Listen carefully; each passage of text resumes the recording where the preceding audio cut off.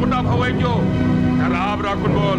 आब राखून बोलत होतो म्हणून गप्प होतो, पण एका देवी समान स्त्रीचा, माझ्या वहिनीचा अपमान होत असताना मी गप्प राहणार नाही.